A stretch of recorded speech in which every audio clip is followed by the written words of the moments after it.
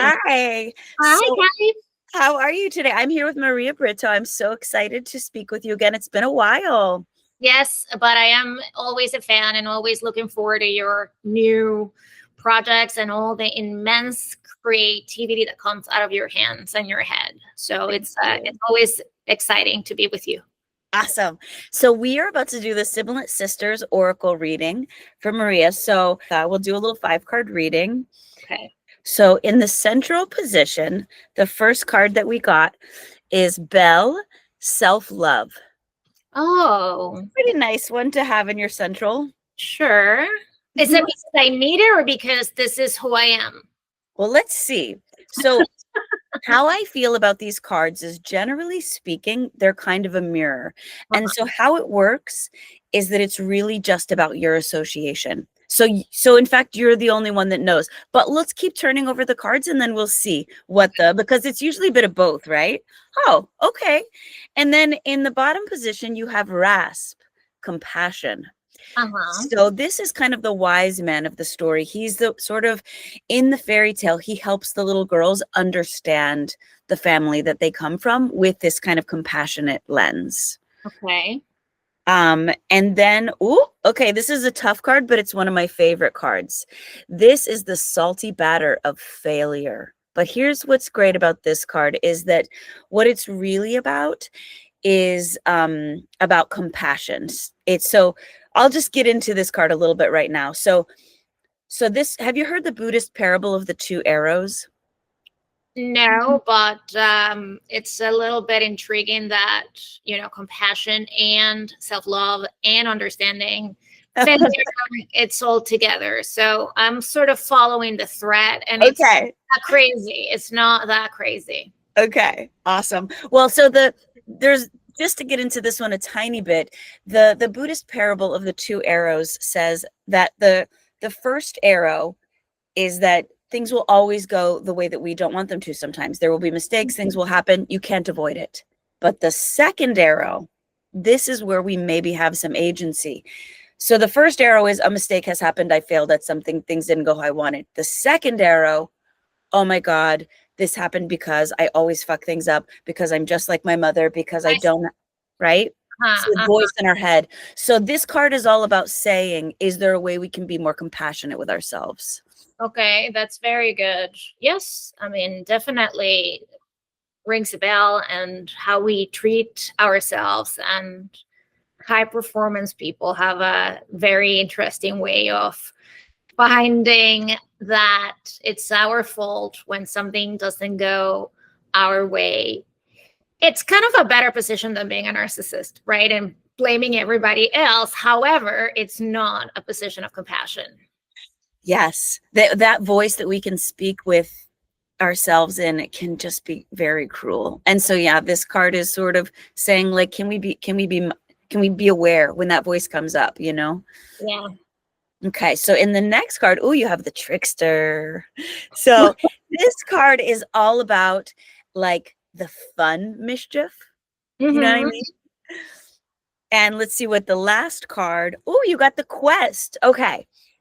So the quest card sends us, we have to do a second reading at the end, but so we'll add that on. I'm still learning these. But so first, let me see if there's any kind of story that that we can make from looking at these cards. I'm sending this to you right now. I'm going to text it to you just so that you can look at it if you want to. Yeah. But when I'm looking at this, I see sort of, okay, so in the center of your journey, you have the self-love card. So that it's kind of like everything else revolves around that. Yes. And then on the one hand, you have, it's almost like, sometimes I see these as like challenges and resources. So here we've got ourselves talking about that perfectionist and the way that we can be kind of cruel to ourselves when things don't go our way. And here we have this mischief and fun, right? And so I kind of think almost like if we refract things through the mirror of self-love and of like trying to like think with that compassionate voice, how do we get under the problem of the kind of self-cruelty? And I feel like what I'm seeing here is some ways that we get under it is actually with mischief and play. That like how we can like loosen some of that up, how we can like let go some of that like tightness that we put on ourselves. And like sometimes we think it's like meditating and relaxing, and like I feel like these cards are being like, no, it's actually mischief today, it's actually play. You know, that has been a recurrent theme in my life recently, because I think that I'm so overwhelmed with work and home responsibilities and raising kids and getting my oldest through the finish line with college applications and things like that, that I'm kind of operating in like overdrive, adrenal burnout.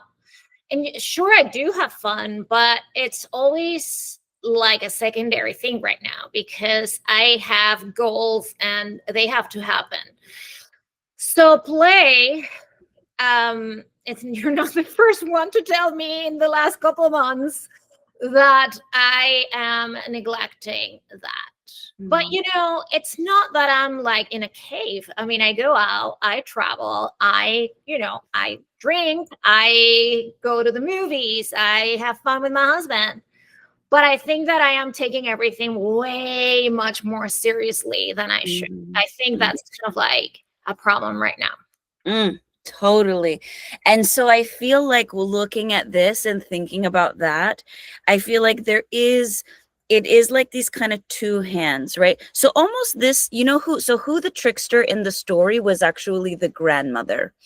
And she would play, like this story was about this time she like sprayed the kids with a hose and it made this whole kind of fun thing happen. But like there's also the sort of compassionate and the trickster. And so I feel it almost like this energy where you have two hands that try to like help you soften that, and one hand is like gentle and kind and like be nice to yourself, and the other one is like blah, blah, blah. It's like tickles you like blah, blah, blah, like let it like make it play. And that you kind of somehow you need both of those, almost like a good grandmother would. She would tuck you into bed, but she would also like tickle you and play with you and like make it silly, Cuddle you a little bit. Yep. Yeah, that sounds like the way things are with grandparents, and it's a very good metaphor for, the way that life should be, right? It's not all about the strictness of following the rules and what is meant to be and the way that things are meant to happen, but also, have fun along the way. I mean, I don't want to die of a heart attack. Exactly. Yes. And you have such a big heart. I think that's like, that has to be part of your life and always will be. Yeah, I mean, it's like what drives me is that, right? The love that I feel for people and for my family. But I am always kind of the last in the love kind of myself. It's usually at the bottom, right? Because it's like, I'm giving. And, Yes. Okay. And so you do have this card in the middle that's kind of like a little bit more of a loving myself a bit more in the process, but it's almost like, wow, it's not that I don't, but I'm not at the top of the priorities in terms of like, I don't know, like you said, play, or I don't know. I think like life has its ways to balance itself, right? Like I have had my many years of indulgence and me, and years of it's for others. I mean, it's not even in seasons of like months. I think that you go through, periods that can be very long where your priorities shift, and you have a very different outcome of like how you see yourself, how you see others, and that's not set in stone. Obviously, it's just seasons. Yeah. I mean, the season of the past few years have been a lot of focusing on the family, business, taking care of things. And but before that, it was kind of like I was younger and like not that concerned about others but me. So yeah, the self-esteem, self-love card has a purpose why it's on the reading today. Yeah. And then, okay, so you're helping me learn how to do this. So you also got the quest card, which actually sets us off on a second journey. So I'm going to pull you another 3 cards. And so in the quest, the idea, so the sort of 5 card reading is a little open to just be like, what's our central axis, what's happening. But then the quest reading is a little more specific. Okay. So we do, with the quest, we do 3 cards, and we do what sets you off on your quest. And then what did you learn along the way, and what are your empowerments? Okay. So let's pull 3 and see what we get. Okay. So for what sets you off on your journey, okay, we have actually the fog of disassociation. Okay. Okay. All right. I don't know how to interpret it. I think it's interesting, but I want to know what your thoughts are. Well, okay, so so dissociation, we know what this is, right? Yeah, it's like, that's why I'm laughing. I want to know how to interpret. and so, and then there's different reasons why this can come up, but it can come up even just when we are so focused that we just need to get through something, and a part of us has to like just leave our body just to make it happen. Why that would set you off on your quest, I don't know, but do you have any thoughts like about how that works in your life right now? You know, I think that when you are with the amount of responsibilities that are non-negotiable, right? It's like taking care of a family, also, looking at, again, my kids, setting them up in like a good path for the future. It's a full-time everything. So it's like, I feel like I have 5 full-time jobs really. And it's like, I don't have time, for example, to, go and cry. Like I lost my dad this year, and it was just very hard and, tremendously painful. And obviously I mourn his passing, but I don't have time to like sit and cry for 2 months straight. I mean, it's like I have to find strength and drive, and what moves me forward is my children, my business, my husband, so it's like, yes, there has to be at some point association from like all the, and also we live in a crazy world that is full of insane things every day. So it's, kind of like building this protection from not collapsing. Totally. Now the outer world that is filled with terrible things, the pains and the grieving that comes with losing a parent, and also the amount of energy that has to go into raising teenagers the right way, being present for them, helping them succeed, and being available. It's like, it's immense. yeah, you do have to kind of like have an outer body experience, honestly. And I am not the only mom or the only person who does this, but I see through my experience that it is like shedding layers, or kind of like stripping yourself down to the most important things so that you can hold on to those. And it's like a snowplow machine, right? You're going and going and going and going. And, I mean, I hope I can get it done without, dying in the process. Yes. But I think it's going to be all right. It is going to be all right, but it is huge. That is huge. I just want to like reflect that you were really connected and kind with me when I was going through that process of losing my parents, and I wasn't even raising teenagers. I can't imagine what this must be like. So just, I don't know, giving you a huge hug, and like it makes so much sense, why you would need some tools, and sometimes those tools are hard in the moment, are really like, scary. Like, is this the right tool? I'm just getting by kind of thing. Okay, I'm going to open the next one. So now, so first we have the disassociation, right? But the next card we have is the illuminated spider web of wonder. So The things that the objects and the themes that you chose for each card are fascinating. and then let's see. Okay. And the empowerment, yeah, this is new for me figuring out this particular reading, because the empowerment somehow is the toad brew. So I don't know how to read this actually. So let's look. So setting you off on your quest, we have the kind of disassociation. What we learn in the middle is this is like to touch into wonder. But then what we have in the empowerment card is not something I normally think of as an empowerment, but maybe we can talk it through. So this is the Toad Brew. This is Dark Oblivion. Uh-huh. So in the story, there's this toad well, and the adults kind of go to this toad well and they drink these potions, and the potions really take them out of their problems, but not in an empowering way, in a very disempowering way. Mm-hmm. So I wonder, yeah, just if that brings up any thoughts for you of like, how does something which normally functions as disempowering, how could something like that become empowering? Because this is in the empowerment position, you know, it's.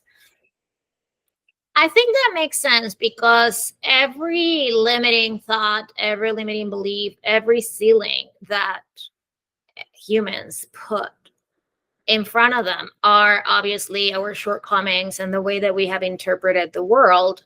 And I mean, flipping them is the empowering thing, right? I mean, flipping them and seeing what is, who would I be if I didn't have this ceiling? Who would I be if I didn't have this limiting belief?